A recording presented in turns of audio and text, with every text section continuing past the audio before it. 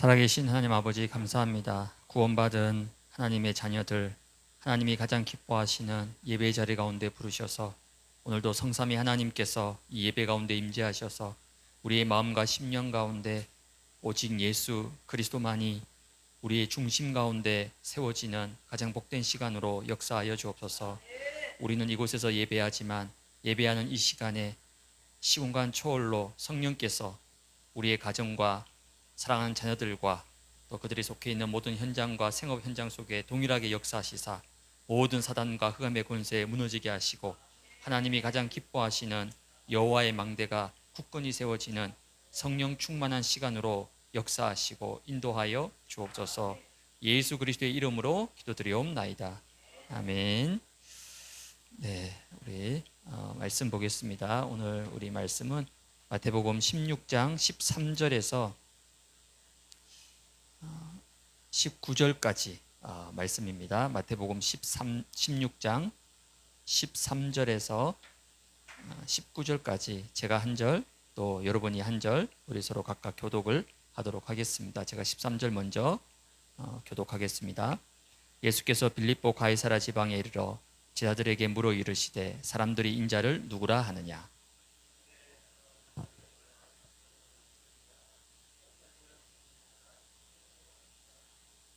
이르시되 너희는 나를 누구라 하느냐.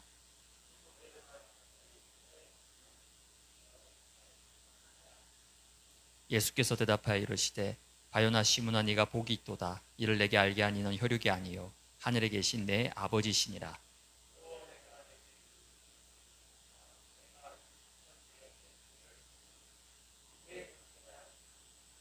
19절 같이 읽습니다. 내가 천국 열쇠를 내게 주리니 내가 땅에서 무엇이든지 매면 하늘에서도 매일 것이요 내가 땅에서 무엇이든지 풀면 하늘에서도 풀리리라 하시고. 아멘. 네, 오늘 우리 수요 예배는 10주간 우리가 조금 기본 메시지, 근데 사실 기본은 아닙니다. 사실 성경에 가장 중요한 건데 우리가 표현하기를 기본, 가장 중요한 근본이 되는 조금 말씀을 가지고 함께 인도받는 시간으로 나가고자 합니다. 제가 이 부분을 화요일 날 우리 장로님한테 그냥 카톡으로만 소통했는데 그 화요일이 어제거든요. 근데 오늘 벌써 이렇게 현수막도 달리고 뭐가 이렇게 진행되는 거 보면서 그래도 하나님이 기뻐하시는구나. 예. 이게 물론 사람의 생각으로 진행하는 걸 수도 있지만은 이거를 기도로 붙잡고 함께 응답으로 인도받아가는 이게 가장 큰 축복이 아닌가라고 생각합니다. 그래서 오늘 이 수요 예배에 참여하신 우리 반석교회 모든 우리 성도들에게도 오늘 이 10주 훈련을 통해서 중요한 응답이 여러분에게 회복되기를 주님의 이름으로 축복을 드립니다. 오늘 그 첫 번째 시간에는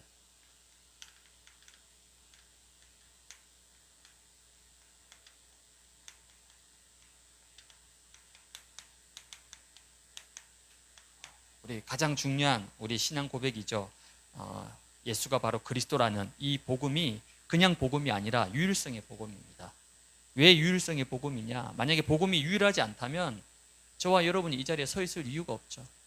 여러분이 정말 복음 때문에 결단하고 교회를 세우고 그 모든 어려운 과정들을 통과한 이유가 이 복음의 유일성 때문이거든요. 아니, 이 복음이 유일하지 않다면 굳이 이렇게까지 할 필요가 없잖아요. 뭐 이렇게 고생하고 뭘 이렇게 여기다가 그럴 이유가 전혀 없습니다. 근데 이 복음이 유일한 복음이기 때문에 여러분들이 모든 것을 결단하고 이 자리에 서게 된 줄로 믿습니다. 그래서 먼저 우리가 이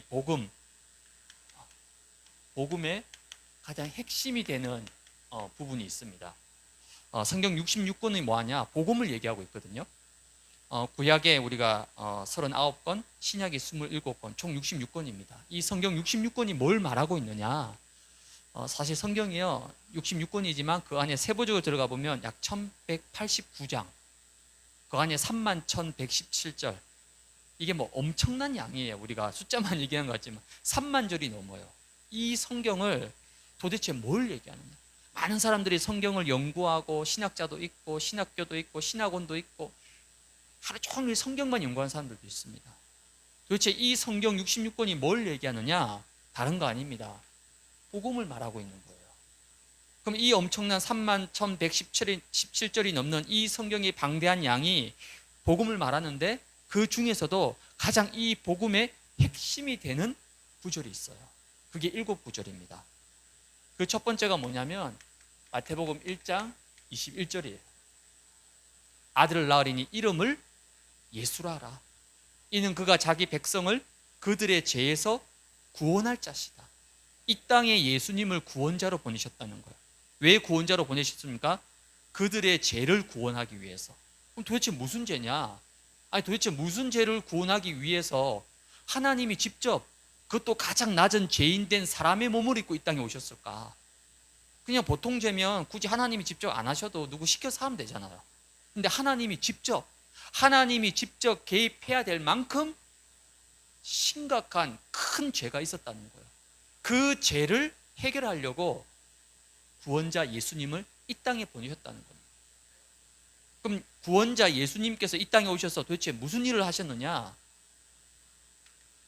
창세기 3장 1절에서 6절 뭡니까? 하나님 떠난 문제. 아이고 뭐 하나님 떠날 수도 있지, 뭐 그게 뭐 그렇게 대수롭다고, 아니 선악과 하나 따먹은 게 뭔 그렇게 큰 죄라고 지금 그걸 얘기해. 선악과를 먹었다 안 먹었다 얘기하는 게 아닙니다. 선악과 자체가 중요한 게 아니라 선악과는 뭐죠? 하나님과 인간 사이의 약속입니다. 나는 하나님이고 창조주고 너는 인간이다. 여기에 대한 약속이에요. 그래서 아담이 선악과를 쳐다볼 때마다 하나님을 떠올리는 거예요. 아 그렇지, 하나님이 살아계시지, 하나님이 이 에덴의 주인이시지, 나는 피조물이고 이거 잊지 않도록, 즉 하나님은 잊어버리지 말라고 약속으로 선악과를 주신 거예요.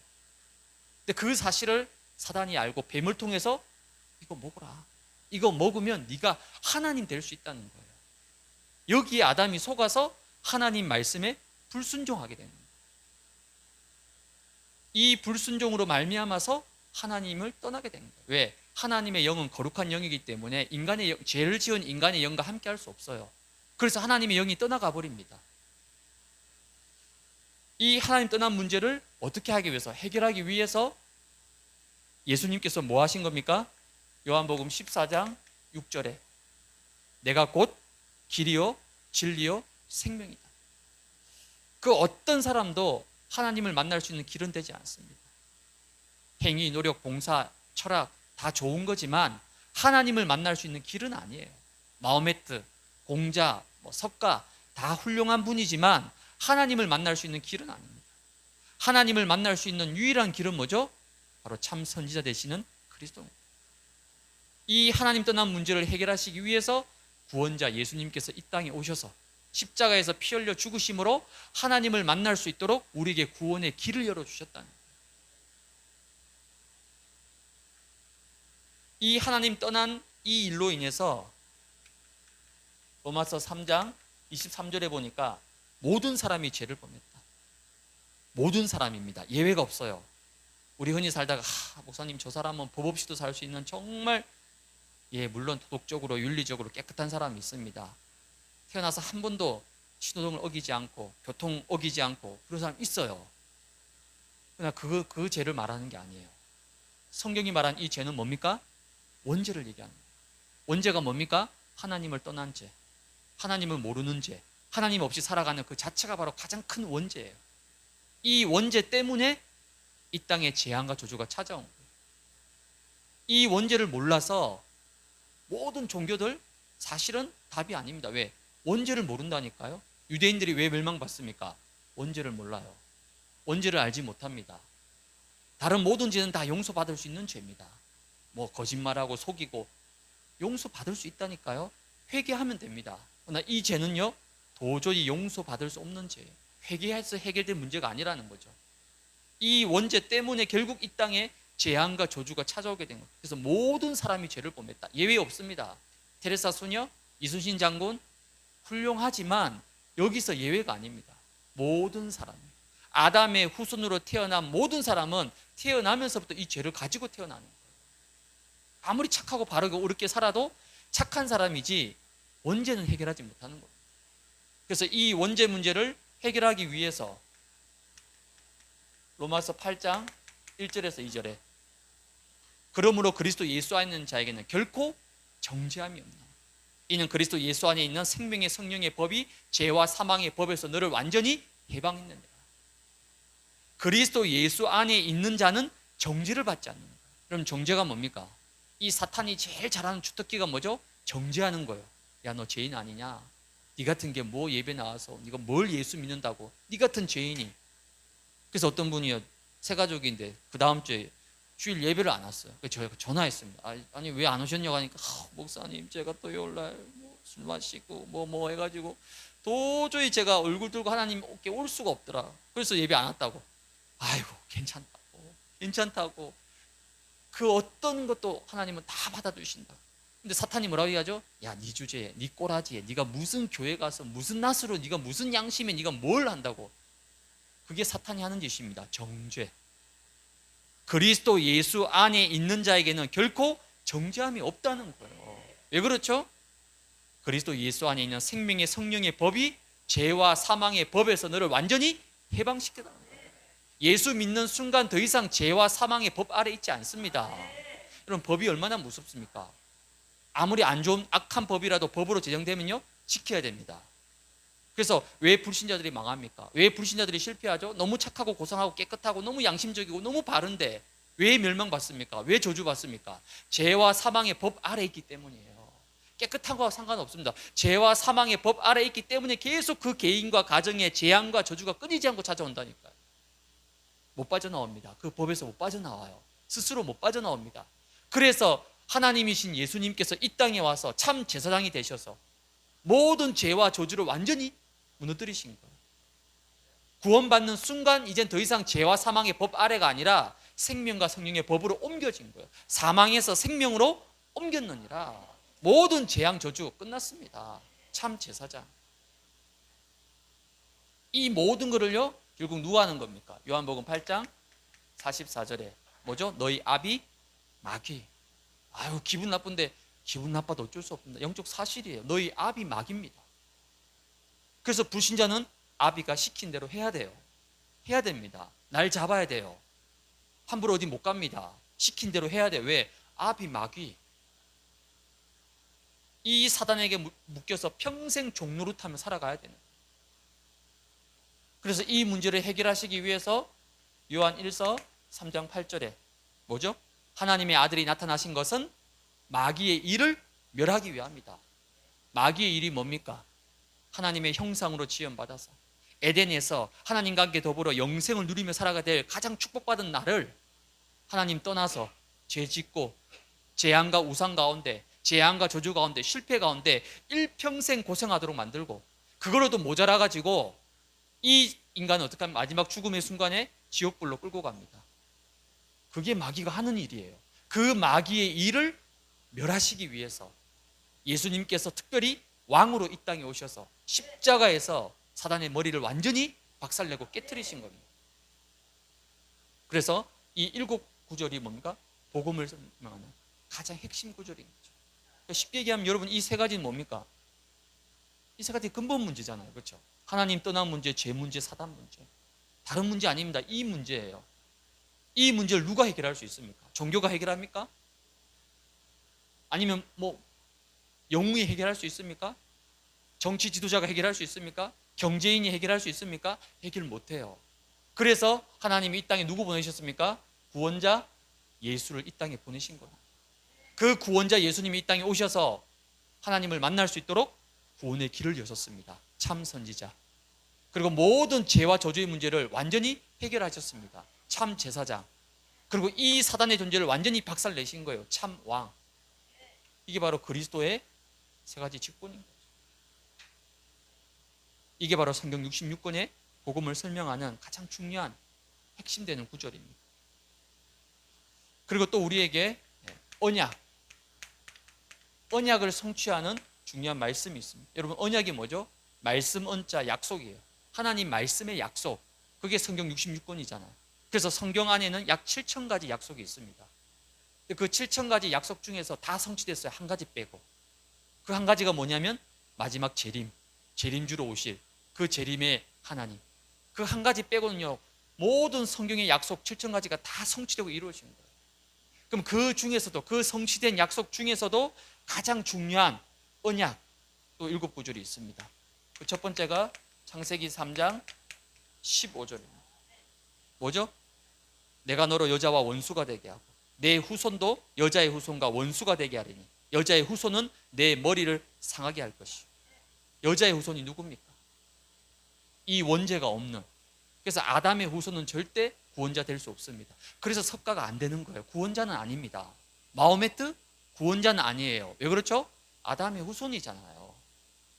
원죄를 가진 아담의 후손은 절대 이 근본 문제 해결 못합니다. 구원자 될 수 없어요.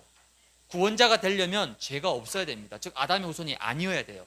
그래서 여자의 후손이라는 겁니다. 원죄가 없는 여자의 후손이 메시아 오실 것이다. 이게 구약 성경 전체의 약속. 그래서 구약의 모든 백성들은 메시아를 기다린 겁니다. 이 메시아가 하필 어디에 오느냐? 지금의 가나안 땅, 어디죠? 이스라엘, 예루살렘에 온다는 거예요.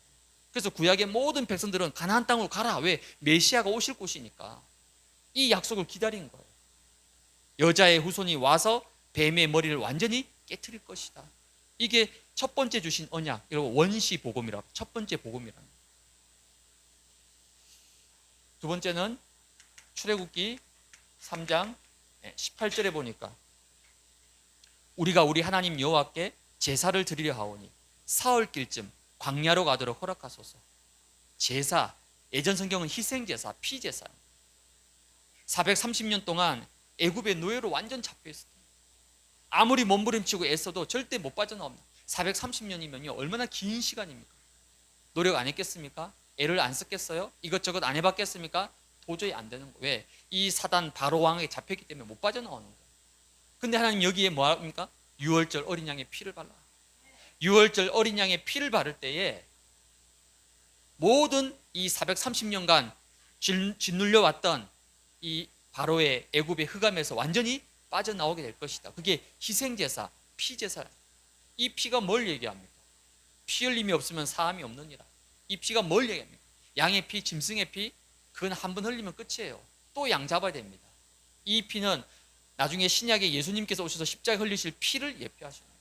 한 번에 단번에 피 흘리심으로 모든 죄의 저주 다 끝내신 거죠. 이걸 말씀하시는 거죠. 세 번째는 이사야 7장 14절에 보라 처녀가 잉태하여 아들을 낳을 것이고 그 이름을 임마누엘, 하나님이 우리와 함께 하신다는 거죠. 하나님이 나와 함께 하시려고, 우리와 함께 하시려고 이 땅에 오셨다는 거죠. 엄청난 약속인 거죠. 그 이름이 바로 마태복음 1장 21절, 바로 구원자 예수입니다. 그 구원자 예수께서 무슨 일을 하셨습니까? 마태복음 16장 16절에 주는 그리스도시요 살아계신 하나님의 아들이십니다. 이 예수가 바로 구약에 예언된 메시아 그리스도시구나. 베드로가 이걸 알았던 거예요. 엄청난 거죠. 주는 그리스도시요. 주란 말은요 큐리오스, 하나님이란 뜻입니다. 예수님 당신은 하나님이시면서도 바로 메시아 그리스도가 되십니다. 즉 구약과 신약의 가장 중요한 언약을 한마디로 깨뚫어서 고백한 거예요. 누가요? 그 무식한 베드로가 이 고백을 한 겁니다. 예수님 당신 하나님이시면서도 그리스도가 되십니다. 이 고백을 듣고 예수님이 너무 기뻐가지고 바요나 시므나 네가 뭐 한다고요? 복이 있도다, 복이 있도다. 여러분 뭐가 복입니까? 장수 무병한 게 복입니까? 물론 그것도 복이죠. 근데 그 복은 있다가 없어지는 거예요. 성경이 말한 복은요 영원한 복입니다. 뭐죠? 예수가 그리스도라는 사실을 알고 믿고 고백하는 거예요. 바요나 시므나 진짜 복을 받았구나. 여기 있는 우리 반석교회 모든 성도님들도 뭡니까? 최고의 복받은 존재죠. 왜 그렇습니까? 예수가 그리스도 되심을 내가 믿고 고백할 수 있잖아요. 이 축복을 하나님 우리에게 주신 겁니다. 이 그리스도께서 우리에게 명령하신 게 있습니다. 마태복음 28장 18절에서 20절 뭐죠? 하늘과 땅의 모든 권세를 너희에게 주었노니 그러므로 너희는 가서 모든 족속으로 제자를 삼아서 아버지와 아들과 성령의 이름으로 세례를 베풀고 내가 너희에게 분부한 모든 것을 다 가르쳐 지키. 20절에 볼지어다 내가 세상 끝날까지 너와 항상 함께 하겠다. 이게 그리스도께서 우리에게 약속하신 말씀이죠. 그리고 마지막 일곱 번째 지상 최대의 명령이죠. 사도행전 1장 8절에 뭡니까? 오직 성령이 너희에게 임하면 너희가 권능을 받고 땅끝까지 증인될 것이다. 그래서 우리가 성경에 7,000가지 언약과 약속이 있지만 가장 중요한 언약 이 7가지가 완전히 성취돼요. 그래서 우리가 물론 성경 읽어야 되죠. 여러분 시간 나면 성경 매일 하루에 한 장씩 읽고 많이 합니다만, 성경을 아무리 많이 읽어도, 심지어 백독을 하더라도 이 복음과 언약을 모르면요, 너무너무 죄송하지만 성경 모르는 겁니다. 물론 이렇게 하면 또 욕을 하겠죠. 아닙니다. 누가 제가 어릴 때 그랬거든요. 우리 맨날 성경 시험 쳐가지고 예수님 12제자 이름 써내고, 아브라함이 몇 살, 구약에 제일 오래 산 사람 무드셀라 몇 살, 979세, 이거 늘 외우고 막. 물론 나쁜 거 아닙니다. 근데 무드셀라가 몇 살에 죽었는지 몰라도, 알면 좋지만 몰라도, 이스라엘의 역대 왕 이름 다 몰라도 성경은 그걸 얘기하는 거예요. 무드셀라도 이스라엘 왕들도 다 실은 엑스트라입니다. 그렇죠? 주인공이 아니에요. 주인공을 설명하기 위해서 등장하는 엑스트라잖아요. 근데 우린 거기에 목숨 걸고 외우고 공부하고 살아왔어요. 정작 중요한 주인공은 놓쳐버린 거예요. 진짜 중요한 건 뭡니까? 이거예요. 예수가 그리스도라는 이 복음, 이 복음을 통해서 이루신 하나님의 약속. 그래서 이것만 정확히 알면 여러분은 사실 성경을 다 한다고 얘기해도 되는 거예요. 이제 이 언약을 알았으니까 지금부터 이제 성경을 읽으면 성경의 모든, 저 창세기부터 저 말라기 계시록까지 모든 성경이 바로 예수가 그리스도라는 사실을 설명하는 거예요. 이때 성경을 볼 수 있는 눈들이 열리게 되는 거예요. 이 중요한 복음과 언약을 여러분이 굳게 붙잡으시기 바랍니다. 그래서 이 복음은 뭐냐? 오늘 제목처럼 유일성, 유일하다는 겁니다. 즉 하나밖에 없는 유일한 복음이에요. 이 오직의 복음으로, 이 복음으로 우리에게 뭘 주셨냐면 하나님이 구원의 축복을 주신 거예요. 구원. 여러분, 구원이 뭡니까? 단순히 교회 나오고 예배드리고, 아닙니다. 그건 구원받지 않아도 교회 나올 수 있습니다. 구원 안 받아도 교회 나온다니까요. 불교 신자도 교회에 올 수 있습니다. 천주교 신자도 교회에 올 수 있어. 예배도 드릴 수 있습니다. 그건 구원 아닙니다. 구원은 뭡니까? 이 근본 문제에서 완전히 빠져나와서 예수 그리스도를 통해서 하나님을 만나는 거예요. 그게 구원입니다. 이 구원을 통해서 하나님이 중요한 것을 해결하셨습니다. 세 가지 문제 해결하신 거예요. 뭘 해결하셨습니까? 과거 문제. 우리의 과거가 뭡니까? 에베소서 2장 1절에 보니까 허물과 죄로 죽었던 너희라고 했어요. 죽었어요. 멀쩡히 살아있는 것 같은데, 막 돌아다니는 것 같은데, 아닙니다. 영적으로는요, 허물과 죄로 죽은 거예요. 여기서 우리를 완전히 살리신 거예요. 예수 그리스도 통해서. 그럼 현재 문제는 뭡니까? 영이 죽어 있으니까 여전히 세상 풍속을 따르고 공중 권세 잡은 자를 따라갈 수밖에 없는 거예요. 그래서 하나님 모르는 불신자들은 세상을 따라가야 됩니다. 세상 풍속을 쫓아가야 돼요. 지켜야 됩니다.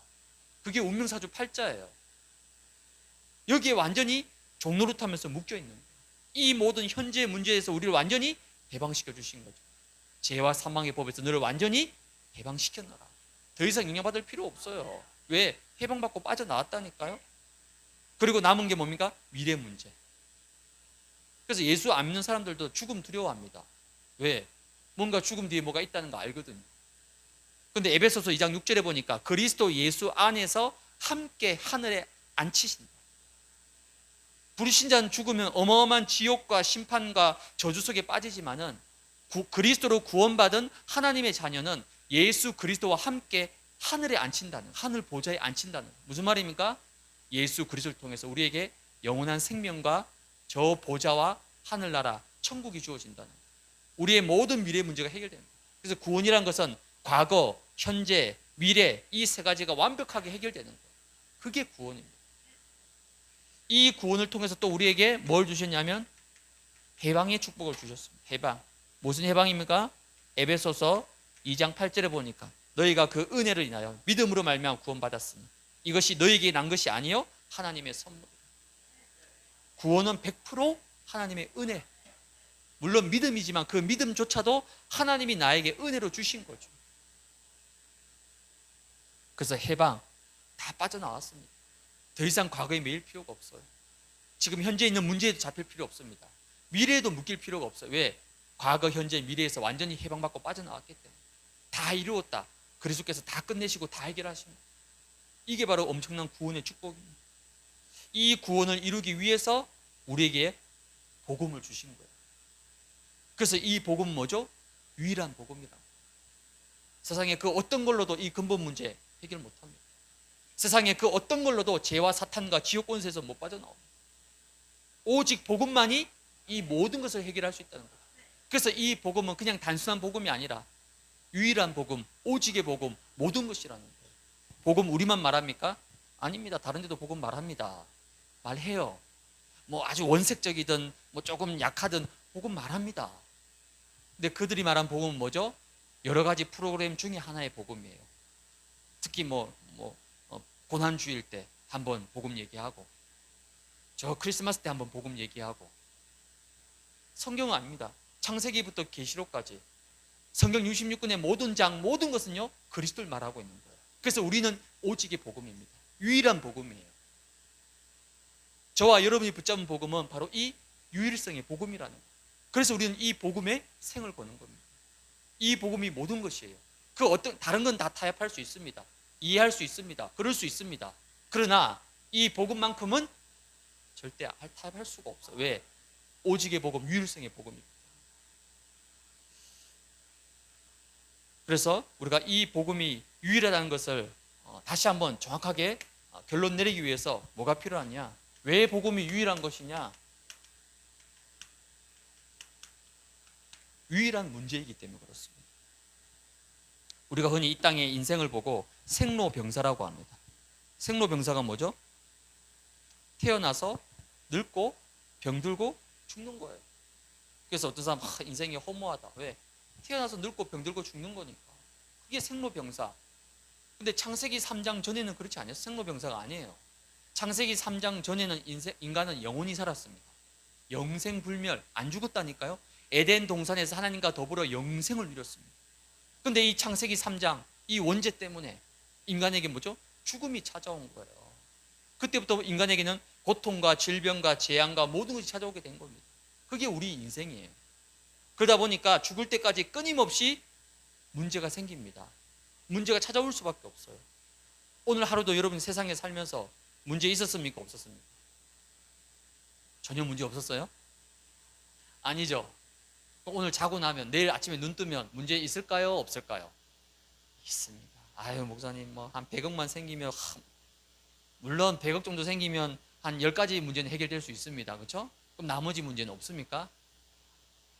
죽을 때까지 문제는 계속 찾아올 수밖에 없습니다. 수십 가지, 수백 가지, 수만 가지의 문제가 있겠지만 그러나 그건 사람들이 말하는 문제고요. 성경이 말하는 문제는 한 가지 문제입니다.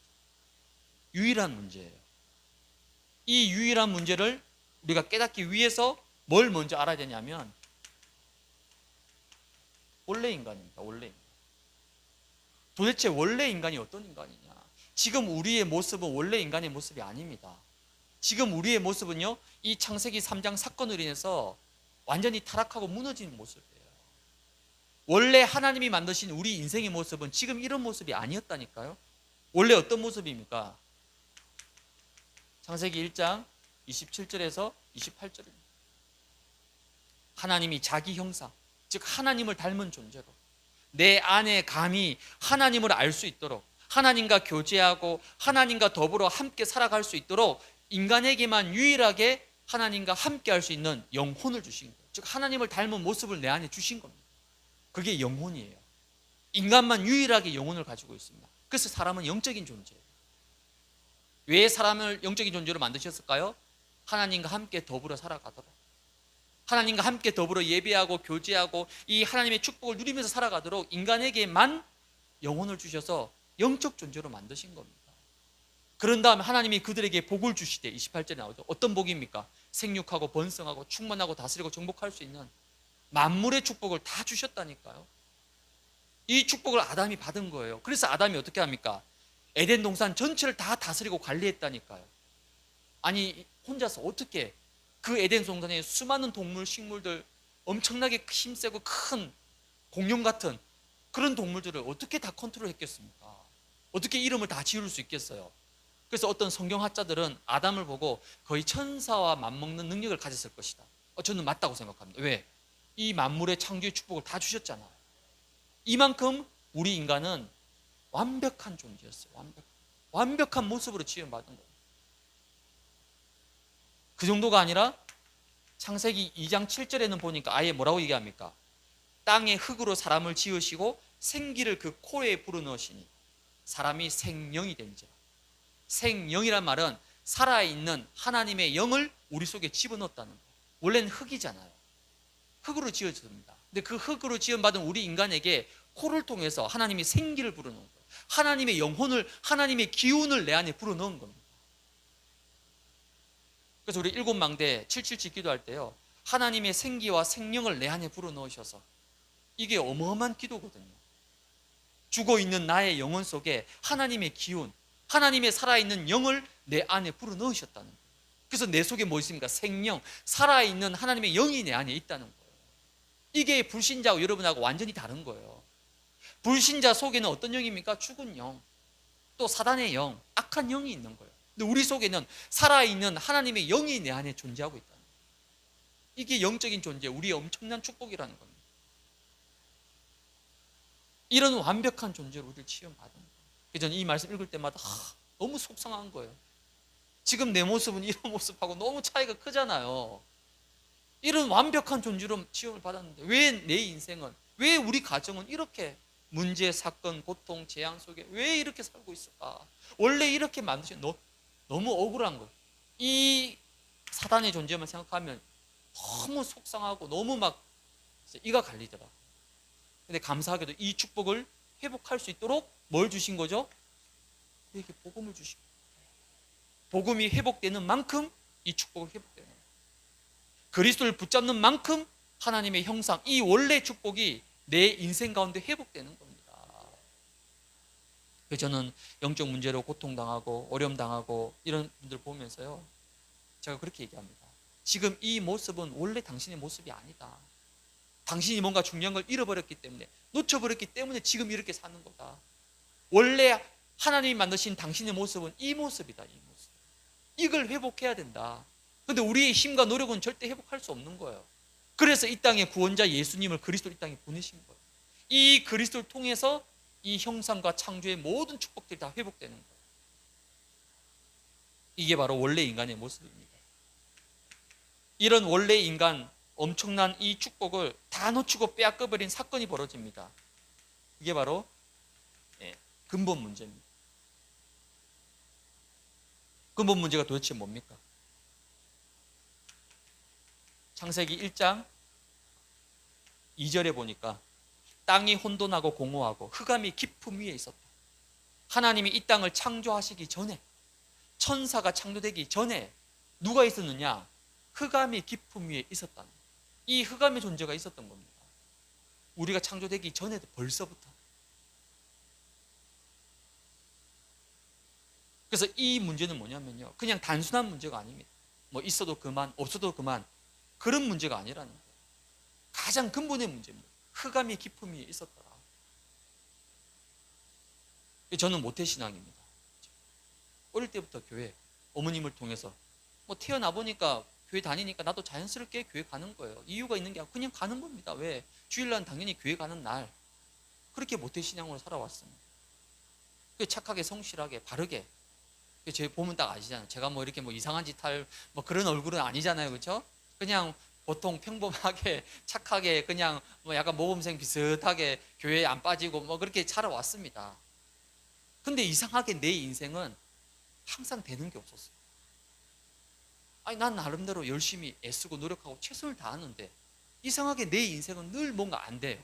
늘 뭐가 막힙니다. 늘 뭐가 풀리지 않아요. 이렇게 노력하는데도 뭔가 잘 되지 않는 거예요. 내가 열심히 안 해서 그럴까? 내가 뭔가 노력을 안 해서 그럴까? 내가 뭔가 열심히 뭔가 안 믿어서 그럴까? 늘 퀘스천 마크가 되는 거예요. 그러다 보니까 역시 나는 안 되는 인간이구나. 난 역시 안 될 수밖에 없어. 늘 내 스스로 나를 그렇게 생각했던 거예요. 그러니까 얼마나 눌려 있었겠습니까? 근데 어느 날 이 복음을 깨닫게 돼요. 왜 내 인생 가운데 이 문제가 올 수밖에 없는지를 그동안 뭐 사람 탓, 누구 탓, 아니 제일 심한 건 내 스스로 내 탓. 난 원래 그런 인간이야. 나 원래 못난 인간이야. 난 할 수 없어. 늘 그렇게 나를 정죄했었거든요. 근데 그게 아니더라니까요. 이 존재가 있었어요. 흑암의 깊음이 있었다. 내 의지와 상관없이, 내 능력과 상관없이 이 존재가 있었던 거예요. 그래서 무엇이 진짜 문제인지를 깨닫게 된 거죠. 그게 바로 근본 문제. 우리가 흔히 말하는 게 뭡니까? 창세기 3장 문제라는 거죠. 창세기 3장. 어떤 새 가족이 물어보더라고. 목사님 도대체 뭐 배우니까 맨날 창세기 3장, 창세기 3장. 도대체 창세기 3장이 뭐냐고. 그래서 제가 답해줬죠. 창세기 2장하고 창세기 4장 사이에 있는 게 창세기 3장이라고 제가 얘기를 했습니다. 하도 우리 이제 창세기 3장 그러면 딱 이게 의미가 통하는데 새 가족은 창세기 3장이 도대체 뭔지 뭘 자꾸 창세기 3장, 창세기 3장. 창세기 3장은 다른 거 아닙니다. 이거 얘기하는 거예요. 창세기 3장 1절에서 6절. 하나님 떠난 사건. 하나님 떠난 게 뭐라고요? 죄입니다. 원죄. 가장 무서운 죄. 지옥과 심판 받을 수밖에 없는 죄. 원죄입니다. 이 원죄가 어디서 왔죠? 요한복음 8장 44절. 너희 아비 마귀. 이 세 가지 문제가 근본 문제. 창세기 3장 사건이 벌어졌단 말이에요. 창세기 3장에서 이 선악과 사건을 통해서 이 세 가지가 발생하게 된 겁니다. 그래서 우리가 통틀어서 창세기 3장 문제라고 하는 거죠. 즉 근본 문제란 하나님 떠난 문제, 죄 문제, 사단 문제. 이 근본 문제는 언제 있었다고요? 이 세상이 창조되기 전부터 있었던 거예요. 아주 오래된 문제입니다. 그래서 여러분, 목사님 뭐 우리 집에 갑자기 갑자기가 아니라니까요. 목사님 애가 너무 착했는데 왜 갑자기가 아니라니까요. 이미 오래 전부터 뭐라고요? 이 존재가 있었던 겁니다. 이 흑암이 개인에게로, 가정과 가문으로, 그리고 사회와 시대 속으로 파고든 거예요. 그래서 오늘날 이 시대까지 이 문제가 찾아온 겁니다. 지금 어떻게 보면 수천 년 내려오는 흑암의 문제인 거죠. 이거를 뭔가 행위와 노력으로, 종교로, 선행으로 해결되겠습니까? 절대 해결할 수 없는 거예요. 이 근본 문제 때문에 무엇이 찾아왔냐면 우리가 흔히 말하는 이 12가지 문제가 찾아온 겁니다. 여러분 감기 걸리면 어떻습니까? 콧물 나고 목이 아프고 두통도 오고 열도 오르고 그게 뭐죠? 감기 바이러스 때문이잖아요. 그 감기 바이러스가 내 몸에 침투했는데 결과적으로 콧물도 나고 목도 따갑고 머리도 아프고 열도 나고 몸이 으슥으슥하고 그런 증상이 나는 거잖아요. 이 근본 문제 때문에 모든 문제가 찾아온 겁니다. 여러분 가정의 문제, 사람 문제 아닙니다. 사실은 근본 문제예요. 내 인생의 문제, 근본 문제입니다. 이 근본 문제 때문에 결과적으로 그 문제가 찾아온 거예요. 근데 이 근본 문제는 놔두고 자꾸만 그 현상 그 자체, 그 문제 그 자체 그것만 놓고 씨름을 하니까 문제가 해결될 수가 없죠. 그리고 뭐라 얘기합니까? 틀린 싸움 싸우는 거예요. 우리의 씨름은 혈과 육이 아니란데 근데 자꾸 우리는 혈과 육과 싸우는 거죠. 우리의 싸움은 진짜 정사와 권세와 이 하늘에 있는 악의 영들을 상대하는 영적 싸움인데 이 근본 문제를 모르니까 자꾸 사람과 싸워. 문제와 싸워. 틀린 것과 계속 싸우는 거예요. 해결도 안 되는데. 그래서 이 근본 문제를 정확히 알면 이 12가지 문제도 반드시 해결할 수 있는 겁니다. 그럼 도대체 12가지 문제가 뭡니까? 그 첫 번째가 바로 창세기 3장이죠. 창세기 3장이 뭡니까? 나중심. 하나님 필요 없다는 거예요. 그래서 이 사단이 뱀을 통해서 아담에게 뭐라고 얘기합니까?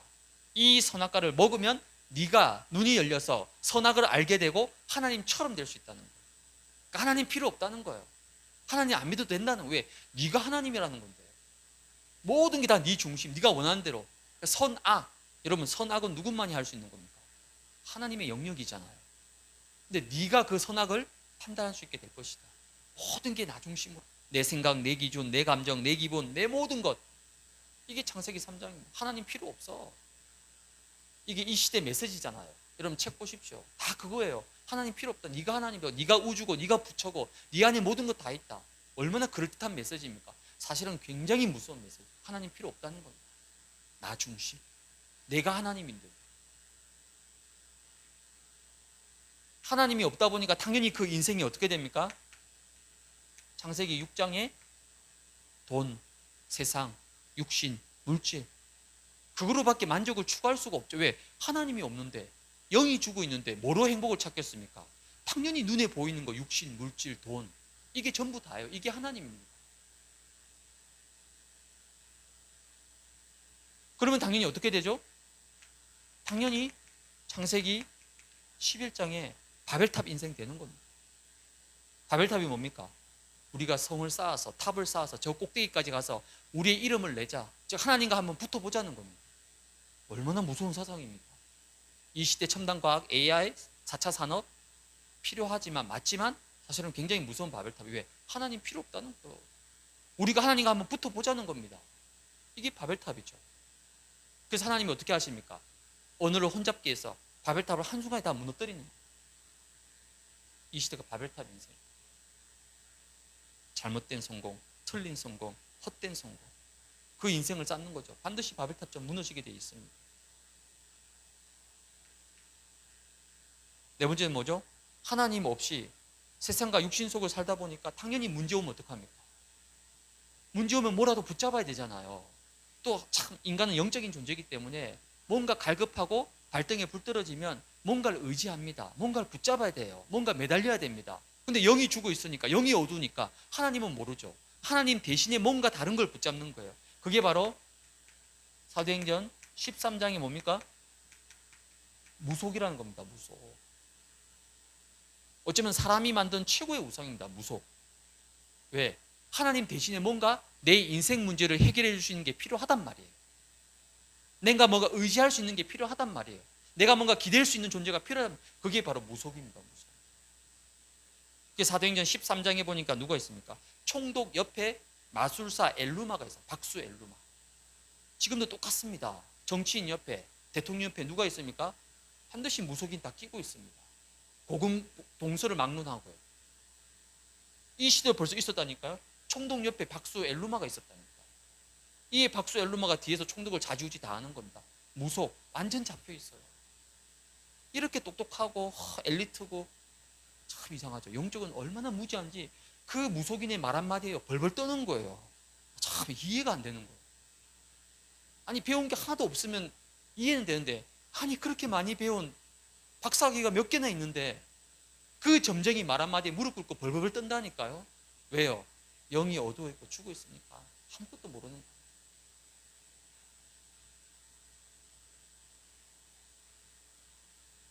여섯 번째는 뭡니까? 사도행전 16장. 사도행전 16장은 뭐냐면 점술입니다. 점술. 쉽게 말하면 점치는 거. 바울이 빌립보에 갔는데 누굴 만납니까? 귀신 들려서 점치는 요정을 고쳐주게 됩니다. 그래서 이 시대 점치는 점술. 이걸 가지고 경제가 형성되어 있다니까.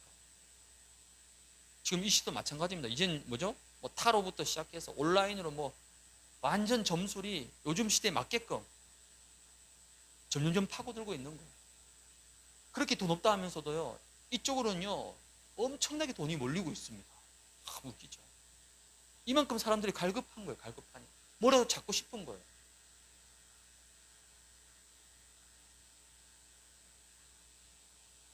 그리고 여섯 번째는 사도행전 19장. 사도행전 19장 뭐죠? 우상입니다, 우상. 아데미 신전. 엄청나게 큰 신전. 그 신전에 수많은 사람들이 와서 절하고 엎드리고 돈 바치고, 즉 신상 모형. 이게 우상. 지금 여러분 저 유럽에 가보세요. 유럽에 있는 모든 관광지가 뭡니까? 실은 다 우상입니다. 우상. 종교 우상. 앞으로 더 그런 신전들이 더 많이 세워질 겁니다. 왜? 사람들이 뭔가 보이는 게 필요하거든요. 이건 뭐냐면요, 하나님 없는 인생의 어쩌면 당연한 결과입니다. 이것 때문에 결국 찾아오는 게 뭡니까? 일곱 번째, 불신자 여섯 가지 상태입니다. 불신자 상태가 뭐죠? 요한복음 8장 44절, 너희 아비 마귀. 마귀의 자녀. 그러니까 당연히 우상 숭배할 수밖에 없어요. 우상 숭배하면요, 반드시 정신 문제 찾아옵니다. 정신 문제만 옵니까? 육신적으로 몸 아픕니다. 점 많이 치고요, 굿 많이 한 사람 보면요, 반드시 거의 안 아픈 데가 없어요. 온몸이 다 병들어 있습니다. 그러니까 사단 귀신이 가만히 안 두는 거예요. 계속 몸을 치는 거예요. 그럼 정신 문제, 육신 문제로 끝납니까? 내세 문제. 그 죽음으로 끝나면 뭐가 있나요? 심판과 죽음이, 지옥이 기다리고 있는 거예요. 그러면 이렇게만 끝나면 그나마 다행이잖아요. 그나마 불행하지만 그나마 다행입니다. 근데 이 사탄이 얼마나 지독한 놈이냐? 마지막에는요, 후대 문제.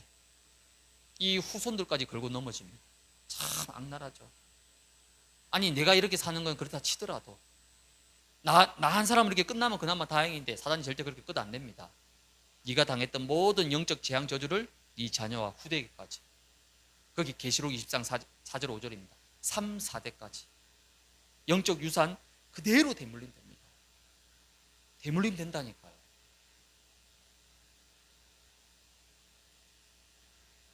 이게 뭐죠? 불신자의 6가지 운명입니다. 이거 다 합치면 12가지 문제라는 거예요. 성경에서만 밝히고 있는 거예요. 저는 이게 무슨 뭐 우리가 공식을 외우듯이 공부하는 게 아니라 현장에 가보니까 이게 확인이 되더라니까요. 저는 모태신앙이잖아요. 뭐 제사를 지내봤습니까? 심지어 뭐 가위를 눌려봤습니까? 귀신을 봤습니까? 제가 고등학교 때 이 유목사님 메시지 듣는데 메시지는 알겠는데 이게 너무 이해가 안 되는 거예요. 왜? 아니 기독교 집안 태어나서 모태신앙을 교회 배경으로 늘 자라다 보니까 이게 말은 이해가 되는데 이 마음이 뭔가 와닿지가 않은 거예요. 아니 뭐 귀신을 봤어, 점을 쳐봤어야지, 구슬 해봤어야지, 뭐 이런 얘기 들으면 너무 막 욕먹을 수 있는데 뭐 가위를 눌려봤는지 시달 이런 게 없었단 말이에요. 모태신앙이니까. 그냥 늘 외우기만 한 거예요. 그냥 구구단 외우듯이. 근데 제가 어느 날 현장에 갔는데요, 너무 신기한 게 불신자가 이대로 망하고 실패하고 있는 거예요. 저는 현장에서 확인했어요. 전도 현장에서. 이게 지금 뭡니까? 이번 주일 예배처럼 답이 없는 세상과 현장의 모습입니다. 이렇게 살아가고 있습니다. 구원은 뭐죠? 여기서 나도 원래 이렇게 살아가야 되는, 그렇죠? 원래 이렇게 살아가야 되잖아. 우리가 나만 이렇게 사느냐, 내 후대까지도 다 이렇게 살아가야 되는데 하나님이 나에게 은혜를 주셔가지고 여기서 완전히 빠져나오고 해방받고, 그 정도가 아니라 저 영원한 천국과 보좌까지, 영생의 축복까지 완벽하게 우리를 보장해 주십니다. 이게 복음의 은혜요, 구원의 축복이에요. 그래서 이 땅의 문제 많이 있지만 아닙니다. 뭐라고요? 유일한 문제, 근본 문제 때문에, 한 가지 문제 때문에, 그 한 가지 문제 때문에 수많은 문제가 파생되어져서 지금 나와 우리 가정과 내 후대와 내 삶 가운데 일어나고 있는 문제들이다.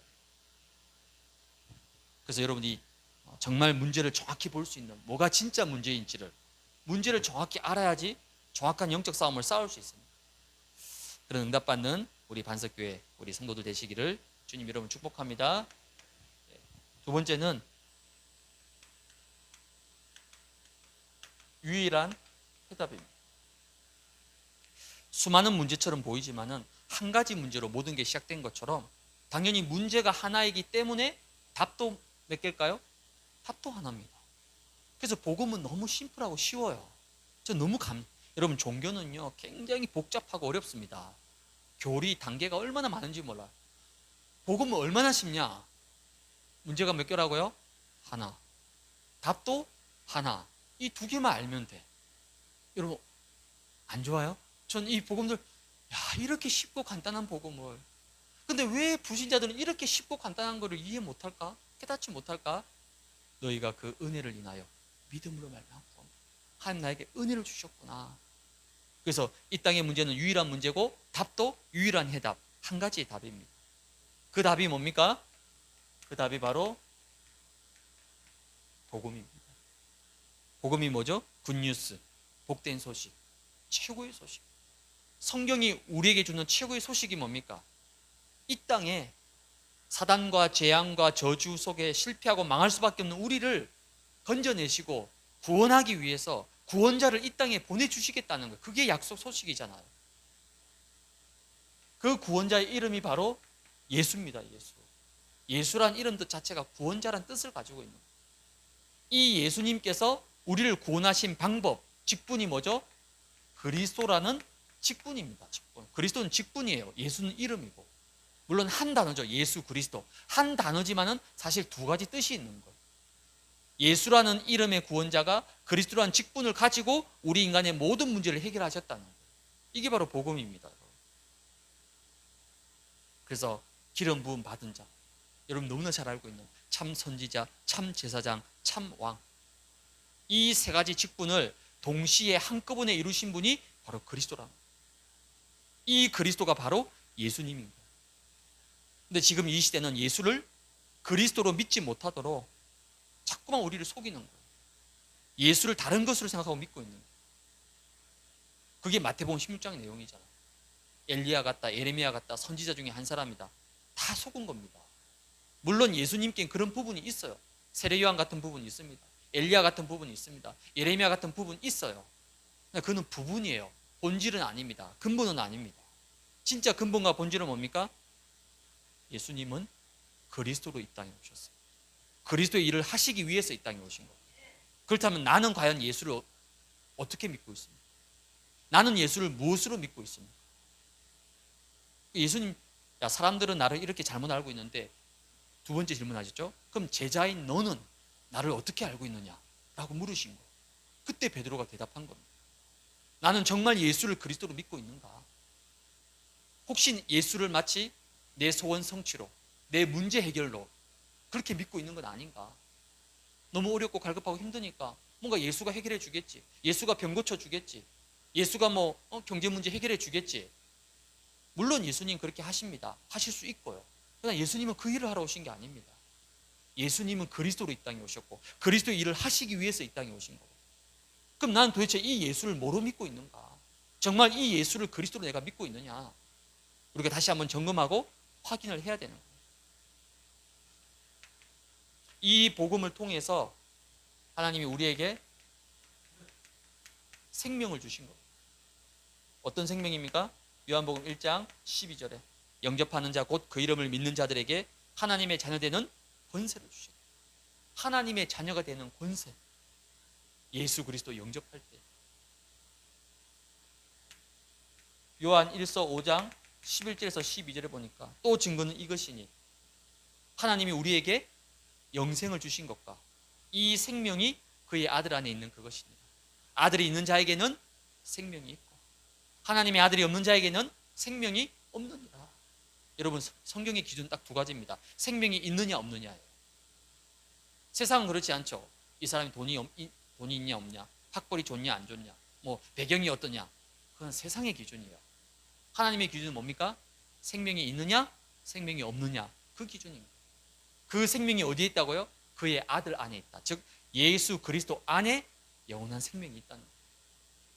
이 생명을 하나님 우리에게 주신 거죠. 그걸 우리가 영접이라고 합니다. 생명이란 말은 영접이라는 거죠. 그래서 이 영접이 얼마나 큰 사건인지 모릅니다. 감히 하나님이 죄인된 내 안에 내 속에 들어오셨다니까. 이건 천지가 개벽할 사건이잖아요.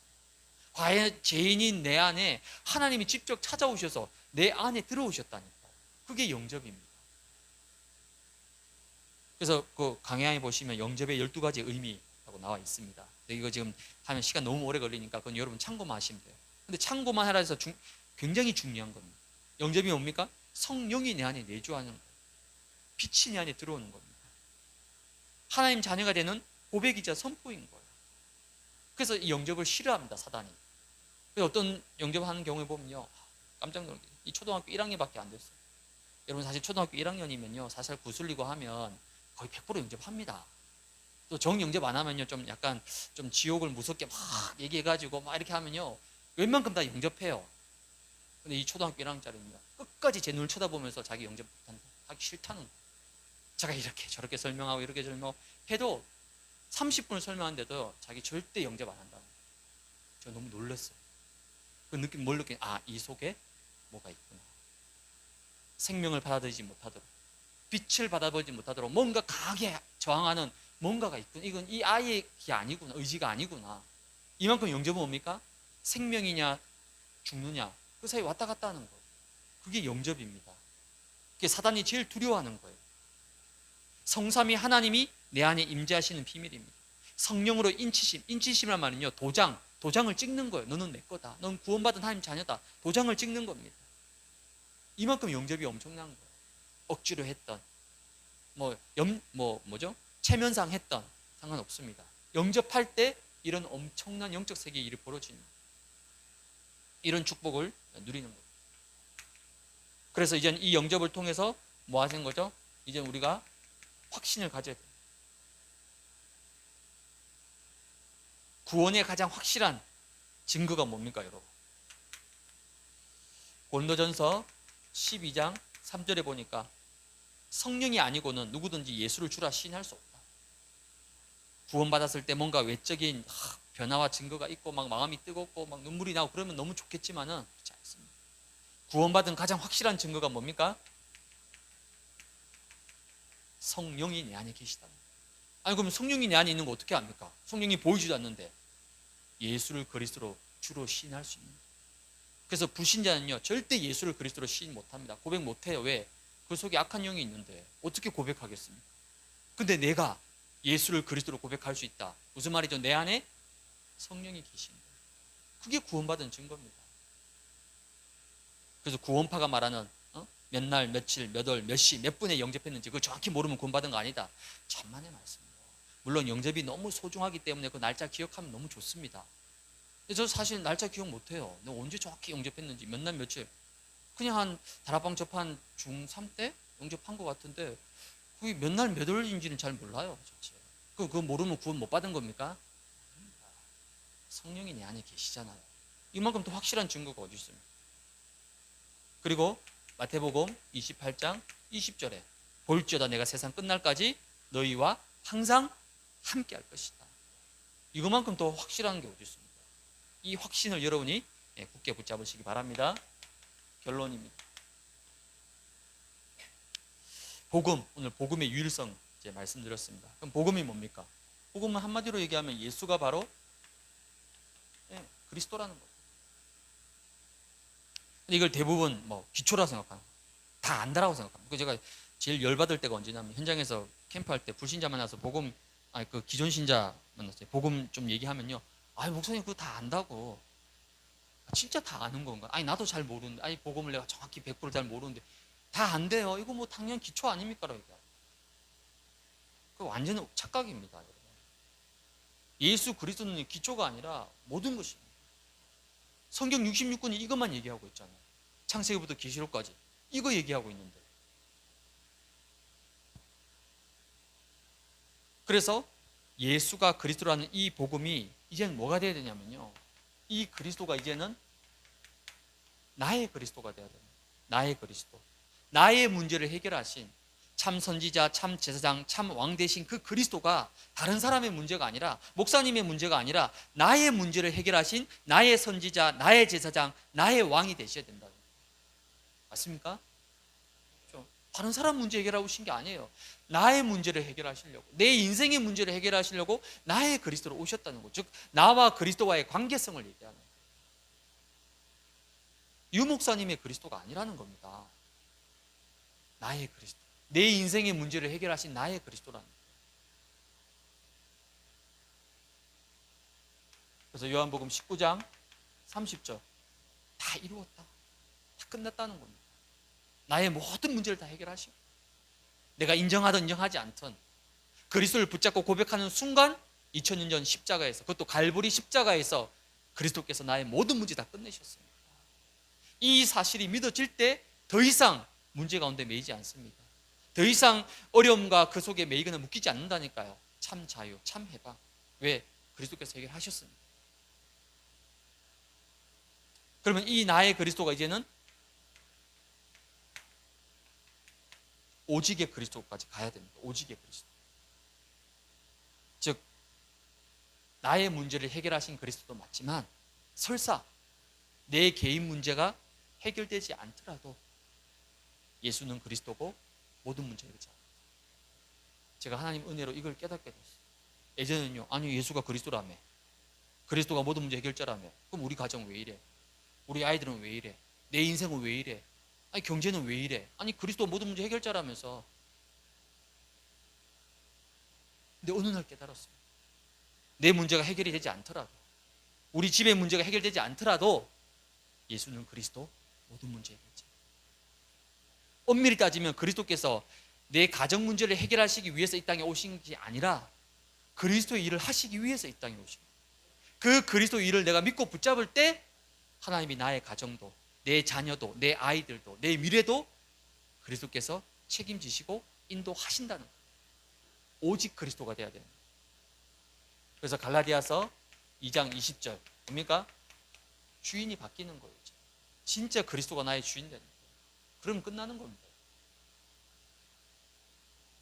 그래서 그리스도 한 분이면 충분하고, 그리스도는 완전하고, 그리스도는 모든 것 되신다는 거예요. 더 필요한 게 없어요. 왜? 그리스도 안에 모든 것 다 있기 때문에. 그리스도 한 분만으로 충분하십니까? 그리스도는 정말 완전하십니까? 그리스도는 모든 것입니까? 그럼 됐어요. 그럼 다 끝난 겁니다. 그래서 이번 수요 예배 좀 기본 메시지를 가지고 우리가 한 10주 동안 인도를 받을 텐데, 이 10주간의 수요 예배가 여러분에게 중요한 인생의 전환점이 되길 바랍니다. 그 전환점이란 말은 뭐냐면요, 여러분이 이제는 복음화가 됩니다. 복음과 복음화는 다릅니다. 복음은 어렵지 않아요. 예수는 그리스도, 이거 깨달은 복음 깨달은 겁니다. 근데 복음화는 달라요. 복음이 내 안에 복음이 돼야 되잖아요. 복음이 내 안에 복음 되지 않고, 내가 이 복음을 알면서도 누리지 못하고, 내가 이 복음을 알면서도 그 능력을 힘입지 못한다라면 복음을 알고만 있는 거예요. 복음이 이제는 복음화가 돼야 돼요. 복음이 나의 능력이 되고, 나의 누림이 되고, 내 인생의 해답이 되고, 내 인생의 결론이 되는 것, 그게 바로 복음화라고 합니다. 복음화 속으로 들어가야 되는 거죠. 그리고 개인화. 개인화란 말은 나의 복음, 나의 그리스도, 오직의 그리스도가 되는 거죠. 그게 개인화입니다. 누가 뭐라고 하더라도 난 이미 그리스도로 결론하고 담났기 때문에 괜찮아. 그 어떤 것도 문제되지 않아. 그게 복음이 완전히 개인화된 사람이에요. 그리스도가 완전히 개인화된 사람이에요. 그리고 이제는 이걸 뛰어넘어서 어디까지 가냐면 현장화. 현장화란 말은 정말 예수가 나의 그리스도, 나의 모든 것 되심을 이제는 현장에서 누리는 거죠. 그래서 내가 있는 현장에, 즉 여러분의 가정에, 여러분의 생업의 현장에, 여러분이 살고 있는 지역과 현장에 이제는 보좌의 능력이 임하고, 하나님의 나라가 임하고, 하나님 나라의 일이 성취되는 보좌화가 되는, 이게 현장의 축복입니다. 요셉이 이 현장을, 이거 어디서 누렸죠? 노예 현장에서 이거 누린 거예요. 노예를 하면서. 다윗이 도망자 생활 쫓겨다니면서도 이 보좌의 축복을 누린 겁니다. 복음화, 개인화, 현장화. 이 응답을 이번 수요 예배를 통해서 여러분 인생의 전환점으로 여러분이 세워 가시기를 바랍니다. 그래서 여러분들이 오늘은 이제 그 첫 이제 주를 시작했으니까 여러분이 이제 오늘부터 시작해서 좀 이유를 한번 찾아보세요. 이유.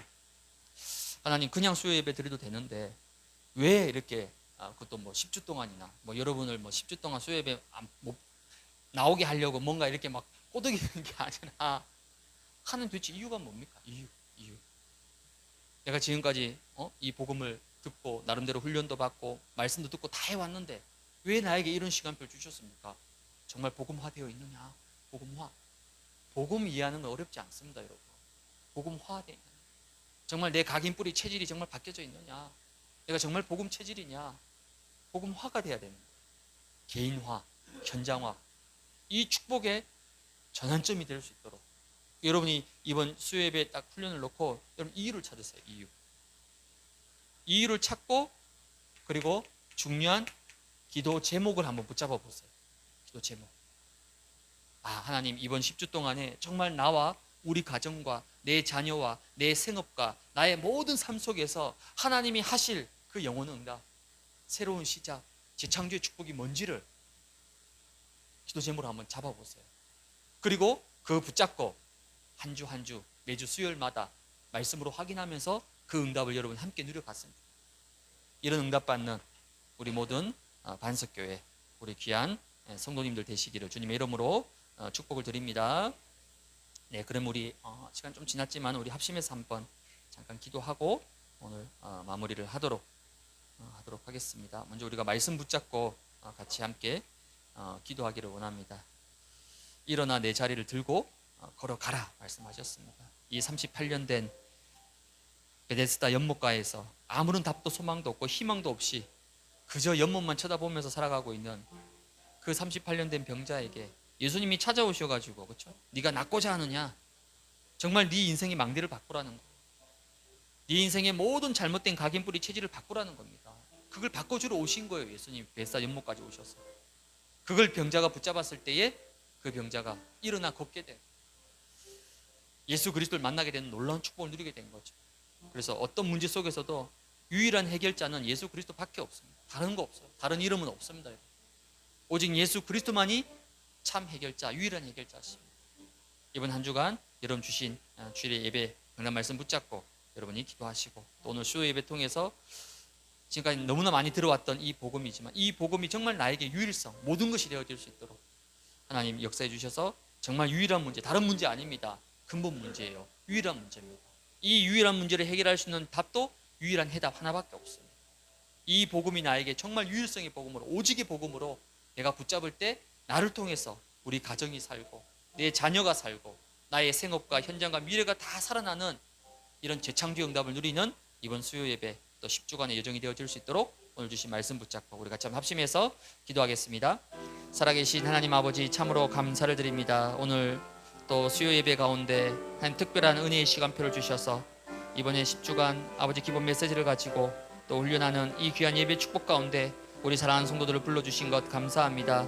이번 주일 예배를 통해서 일어나 내 자리를 들고 걸어가라 말씀하신 그 말씀을 가지고 이제 주님 앞에 나올 때에 하나님 베스다 연못에서 38년 동안 아무런 소망도 답도 없이 살아가고 있는 그 환자에게 주님께서 찾아오셔서 정말 모든 문제 해결자 되신 그리스도께서 그 찾아오셔서 그 병자의 망대를 바꾸시고 잘못된 각인과 뿌리와 체질을 바꿔주시는 것처럼 하나님 현장을 볼 수 있는 정말 답이 없는 세상과 문제를 볼 수 있는 정확한 영혼을 열어주시고 그 속에서 나를 영생과 보좌와 이 천국의 놀라운 축복 받은 인생으로 불러주신 이 사실을 말보다 누리게 도와주시옵시고 이제 내 안에 있는 모든 잘못된 망대, 틀린 망대가 변하게 도와주시고 이제 아버지 그 망대를 가지고 오직 나의 문제 해결되신 예수 그리스도만이 참 유일한 해결자 되심을 믿고 고백하며 누리며 나아가는 나의 모든 삶이 되어질 수 있도록 하나님 성령으로 이 한 주간 역사하시고 이 강단의 말씀이 이 주일의 말씀이 모든 개인과 가정과 자녀와 생업과 현장 가운데 흘러들어갈 때에 바다가 살아나고 강이 살아나고 갯벌이 살아났던 것처럼 이 생수의 강이 흘러넘쳐서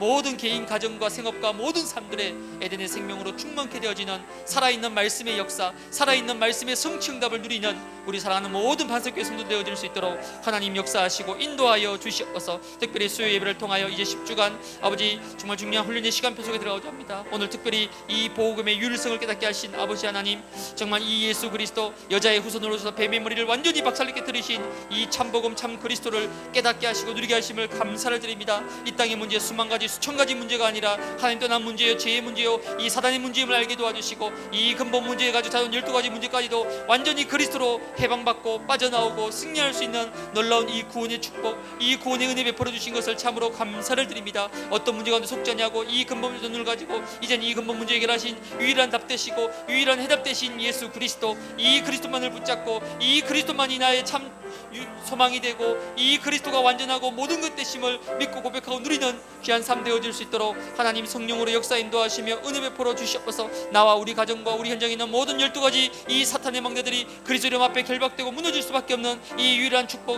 유일한 해답을 날마다 붙잡게 도와주시고 내 안에 이 예수 생명, 이 복음의 생명으로 충만하게 차고 넘쳐날 수 있도록 하나님 성령으로 역사 인도하시며 이제 나의 그리스도, 오직의 그리스도로 나가는 그래서 우리 사랑하는 모든 성도들이 이제 복음화 개인화 현장화의 축복 통해서 인생의 전점을 맞이할 수 있는 중요한 축복의 시간표 가운데 들어갈 수 있도록 성령께서 이 시간 친히 역사 인도하시며 은혜 베풀어 주시옵소서.